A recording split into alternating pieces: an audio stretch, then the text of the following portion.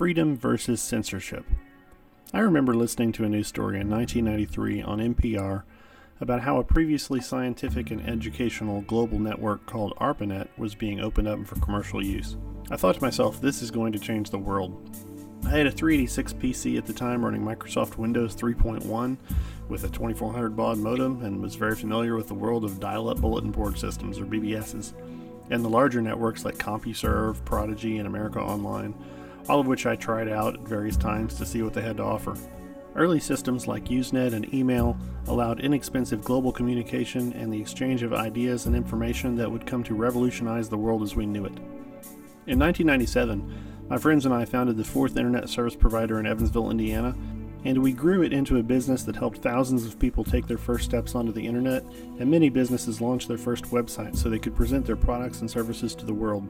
At that time, finding quality websites could be challenging. While there were some search engines like Alta Vista and Lycos and directories like Yahoo, when Google came along, it revolutionized search. Larry Page and Sergey Brin developed their PageRank algorithm to use automated systems to search and organize the information on the internet more efficiently than humans could, and they made using the internet and finding useful information much easier and simpler than the competition, and thus began the meteoric rise of Google. In the year 2000, Google cemented their ideals into the corporate motto, "Don't be evil." I believed strongly then, and I still do today, that the internet has provided the greatest democratization of information that has occurred throughout the history of mankind. Anyone can share information with the world, be it literary works, videos, scientific knowledge, medical research, or recipes.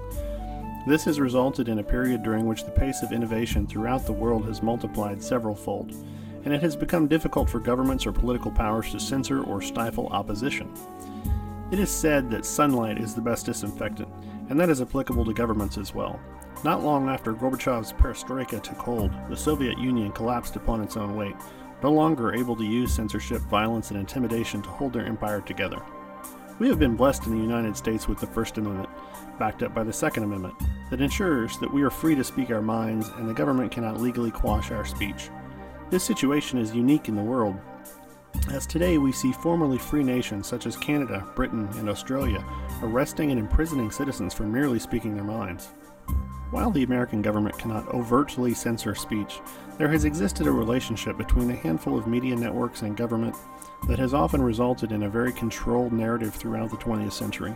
Newspapers, radio, and TV networks owned by a relatively small number of media moguls often relied heavily on government sources for information and rarely gave voice to individuals who did not fit into that narrative.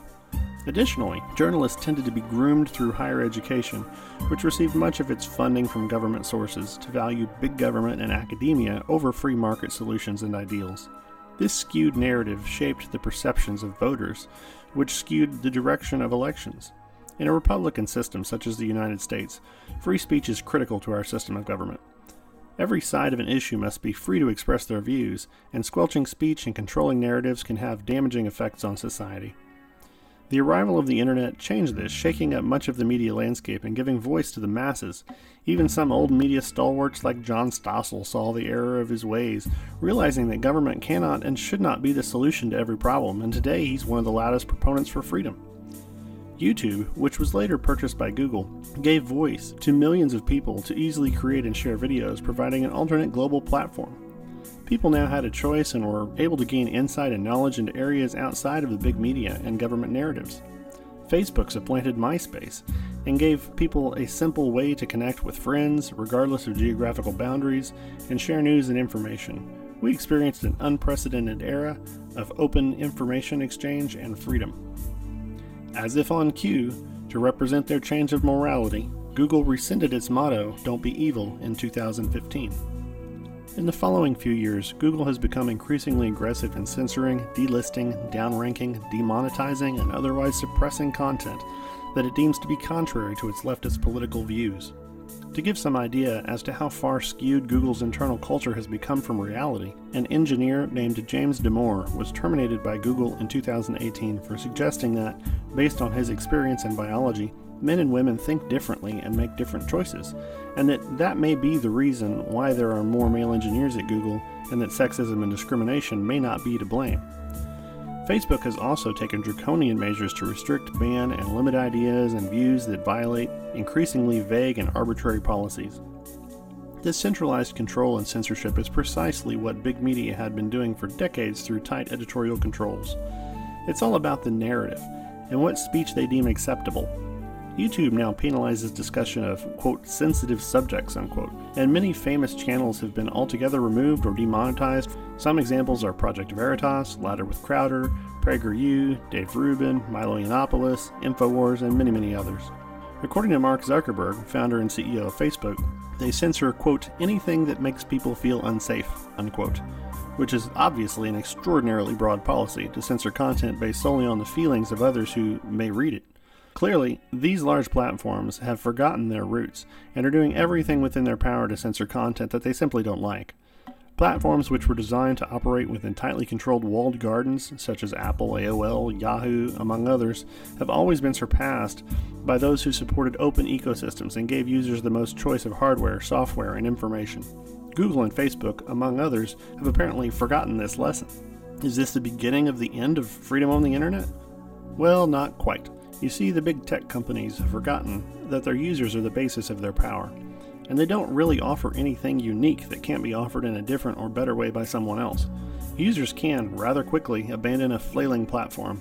Remember MySpace? They're also not taking into account the upcoming blockchain revolution. Blockchain is a distributed database system that operates across a peer-to-peer network with everyone sharing the same records. When set up correctly, there is no centralized control of a blockchain network, and there is effectively no way to censor it. And in that way, it represents the core value of the internet itself, the freedom to exchange information.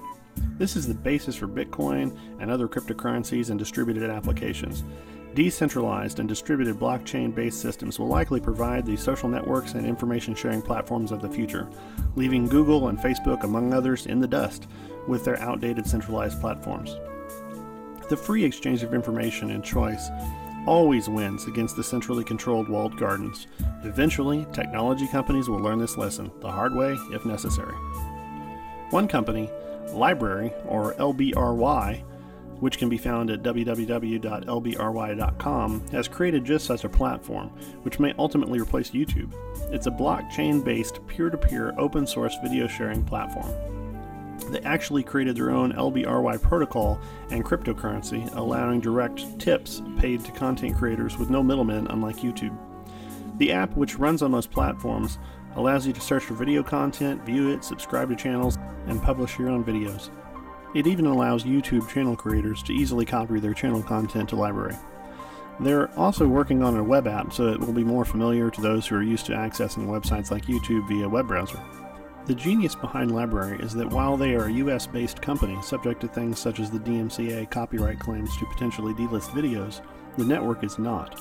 In other words, Library can be compelled to delist content from its apps, but that does not affect in any way the underlying Library protocol, user libraries, or the blockchain metadata. In other words, those videos are still available to anyone using the Library protocol and blockchain using another Library-based third-party app. In this manner, it's a truly decentralized system designed to foster the free sharing of information just like the internet itself. Likewise, there are multiple social media platforms that are vying to compete with Facebook.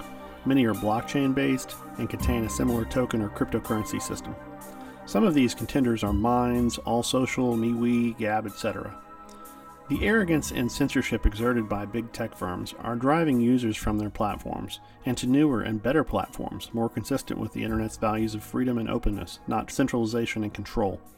Adam Smith's invisible hand is at work yet again, directing the free market to meet the needs and desires of the people. Please don't forget to like and subscribe, and if you agree or disagree with me, please let me know in the comments below. Thanks.